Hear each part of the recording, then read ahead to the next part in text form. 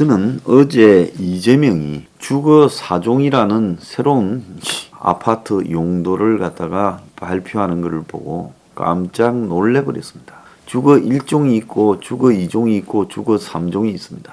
그래서 주거 2종은 한 250%까지 해서 용적률, 그래서 18층 미만의 이 아파트를 지을 수 있고, 주거 3종은 뭐 한 40층대까지 지을 수 있겠죠. 한 300%를 기준으로.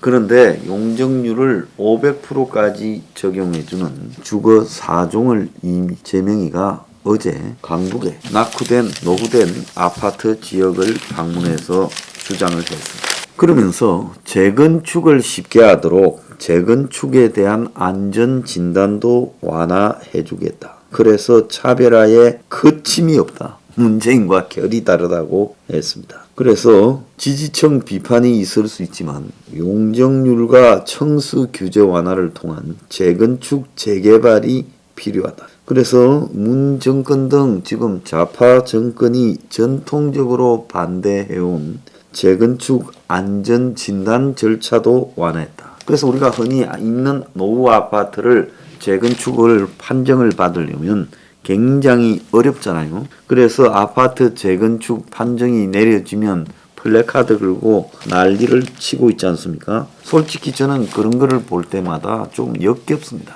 사람이 어떻게 이 자기 아파트를요, 그걸 갖다가 헐어서 다시 지어서 돈을 벌려고 하는, 그런데 그렇게 단결해서 몰두하는가 하는 심성이 좀 무서운 사람.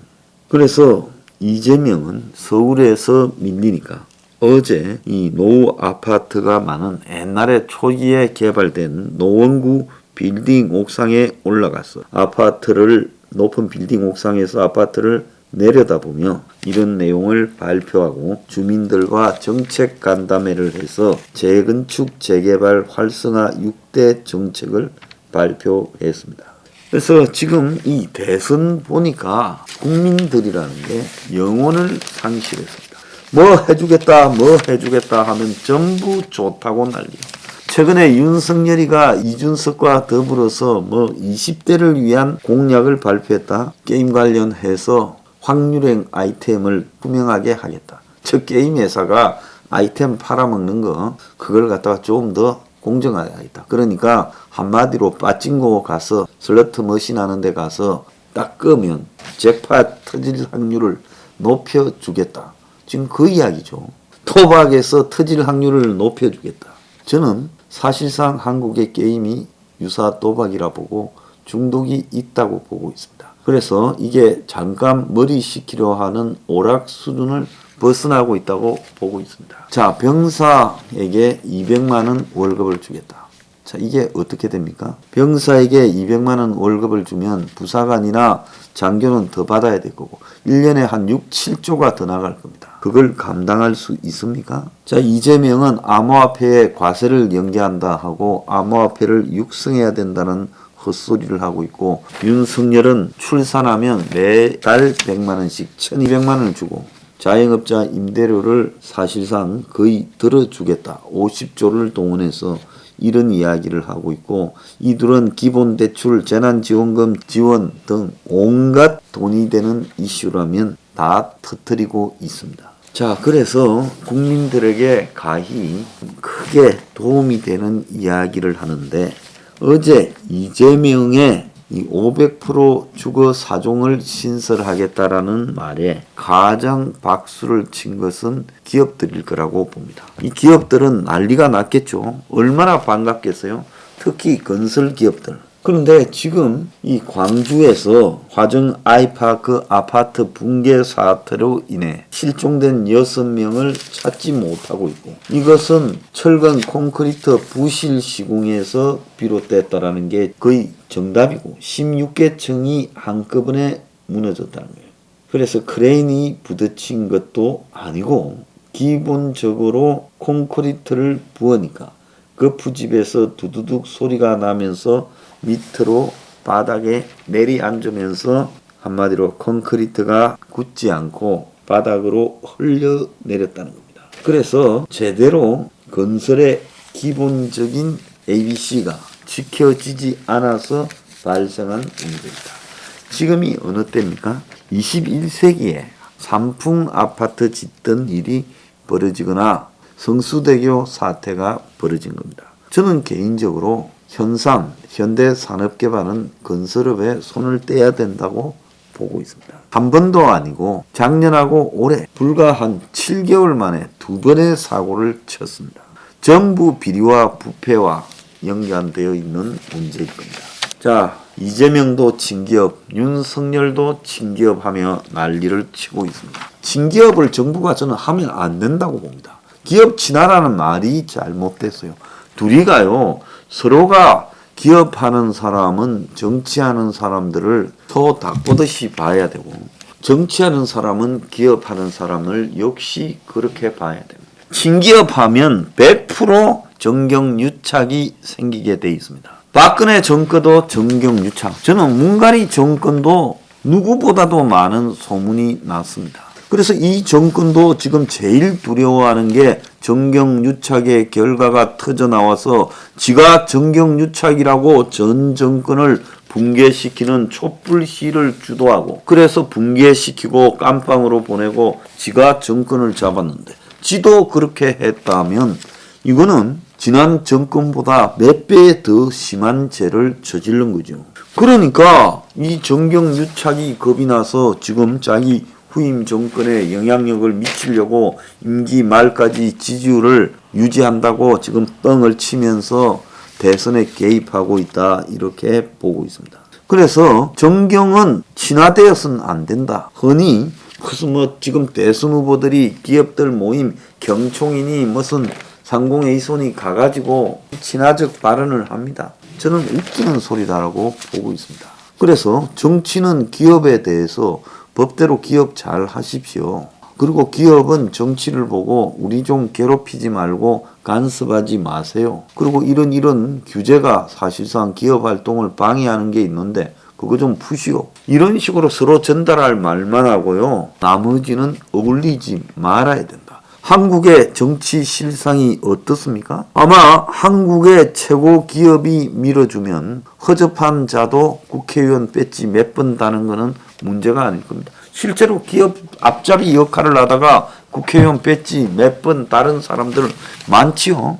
그러지 않습니까? 그렇기 때문에 정경유착이 보편화되어 있고 기업 앞잡이들을 지속적으로 국회로 집어넣고 있고, 그리고 국회의원이라는 것은 재벌 회장님을 못 만나서 안달이고, 그래서 청문회에 재벌 회장님을 불러가지고 큰소리 쳐서 그래서 기업의 임원들이 지방으로 쫓아오게 만들고, 오면 내가 이번에 출판 기념회를 하는데 하면 기업이 그 책들 소화해주고, 후원회 하는데 하면 가서 봉투 넣어주고, 또 뒤로 거래하고. 자, 이런 방식을 통해서 결국 기업들이 대선에도 배팅을 하고, 그래서 대선이 끝나고 나면 성공한 기업과 실패한 기업으로 나누어지고, 이게 한국의 현실 아닙니까? 그래서 대한민국의 대선에 아무리 평소에 지가 반기업적이고 마치 기업들을 재벌들을 다 없애버릴 것처럼 큰 소리를 치던 것도 대선이 다가오면 진기업이 됩니다. 왜 그럴까요? 대선이라는 게 한편으로는 정치적으로 땡기고 이래야 될 거 아닙니까? 그래야 되는데 반기업만 하면 땡겨지겠습니까? 그러니까 명분이 있는 대선 때 또 그렇기 위해서는 친기업 발언도 적당히 해야죠. 자, 그러면서 이 반기업을 주장하던 사람이 어느 순간에 정경유착이 되어가는 겁니다. 저는 이재명이가 대장동을 했다? 거기에 어떤 건설회사들 들어왔어요? 포스코, SK부터 유명 건설사들 대장동에 많이 들어갔잖아요. 자, 그래서 대장동뿐만 아니라 백현동, 정자동 위례를 하면서 대기업이 어떻게 땅하고 움직인다는 걸 잘 알았을 거라고 봐요. 그러면 서울에서 돈이 가장 될 때가 어떤 데입니까? 강북에 아주 오래전에 초기에 90년대 초반에 노태우 시절에 아파트들을 많이 지어댈 때, 그때 지은 지 이제 30년이 다 돼가는 아파트들이 한국에는 얼마나 날림으로 지어먹냐. 이번에 아이파크라고 이름만 그럴싸하게 붙였지 그 얼마나 개판으로 짓는가가 다 나왔잖아요. 자, 그래서 그런 개판으로 지은 아파트들, 그래서 한국의 아파트 수명은 30년이잖아요. 집주인들이 오래 갈 걸 생각하지 않고 빨리 수명이 닳게, 그래서 건설 안전 진단을 쉽게 이 집은 위험하니까 재건축해야 된다고 그렇게 나와 달라고 기도를 하고, 그게 나오면 플래카드를 붙입니다. 그러면 집값 올라가죠. 아, 저기는 곧 재개발을 한다. 참으로 희한한 나라죠. 정상적인 나라 같으면 그렇게 한다 그러면 집주인들이 우리 거는 아직 살만하고 튼튼한데 안전 진단 검사 왜 하느냐 이래야 됩니다. 그러니까 정확하게 그쪽에 새로 막 짓게 되면 거기에 재벌 건설사들 다 달라붙어서 또 돈을 벌 거 아닙니까? 자, 이런 구도를 너무 잘 알고 거기에 몇 개 지으면 얼마 버는가를 잘 아니까 이런 걸 하는 겁니다. 그래서 대선 과정에서 이미 정경유착이 되고 있어요. 중대재해처벌법에 대해서 그렇게 기업이 다 마치 아주 정상적인 운영을 하는 기업이 어쩌다가 사고가 났을 때 그걸 기업주를 깜빵에 보내려고 하는 악질적인 법을 노동자 입장에서 만든다고 큰소리 쳤습니다. 그런데 현대산업개발의 광주 서구 화정동 아이파크 사고는요, 이게 정상적 기업으로 보입니까? 저게 아마 이제 아이파크 브랜드로 시공하겠다고 재개발 재건축 계약해놨는데 다 해지될 거예요. 솔직히 말하면 이쯤 되면 저 회사는 문을 닫는 게 저는 맞다라고 보고 있습니다. 7개월 만에 반복해서 대형 사고를 같은 도시에서 2번 쳤다. 좀 구조적 문제가 있다라는 걸 의미하죠. 자, 그래서 천연 사태가 벌어졌는데 중대재해처벌법에 대해서 하지 말자고 할 이야기가 있어요. 그렇게 했는데도 중대재해처벌법 대상이 안 된다고 합니다. 그러면 중대재해처벌법에 여태까지 엄살을 부린 재벌들은 뭐 한 겁니까? 솔직히 처벌도 안 당할 중대재해처벌법을 가지고 엄살한 거 아니에요? 아니, 죄 중에 이것보다 더한 죄가 어디 있어요? 그래서 정경유착이 되고, 그런 다음에 이들이 한데 모여서 언론사와 더불어서 기득권이 됩니다. 저는 조중동뿐만 아니라 한겨레, 오마이뉴스, 경향 이런 것들도 기득권이라 봐요. 미디어 오늘. 백은종의 서울의 소리도 저는 기득권이라고 봅니다. 반기득권 매체는 여기 뉴핑밖에 없지요. 그래서 이 기득권이 자기들의 성을 공고하게 쌓아가지고 가는 겁니다. 그러면 결국 이 세상은요, 기득권의 이익을 또 다음 5년에 이재명이 되든 윤이 되든 더 공고하게 하는 쪽으로 굴러갈 거예요. 그리고 대중들한테 이거 해줄게 저거 해줄게는 하나씩 2개씩 안 되겠네 어렵네 해가지고 맛배기만 보이고 사과하고 끝낼 겁니다. 그렇지만 기득권한테 약속한 거는 꼭 밀어붙일 거예요. 먹은 게 있으니까. 자, 이게 한국의 대선의 본질이라는 겁니다. 자, 미천한 백성한테는 지키지 못할 약속했다 취소하고 기득권을 위한 약속은 지키고, 이게 본질 아닙니까?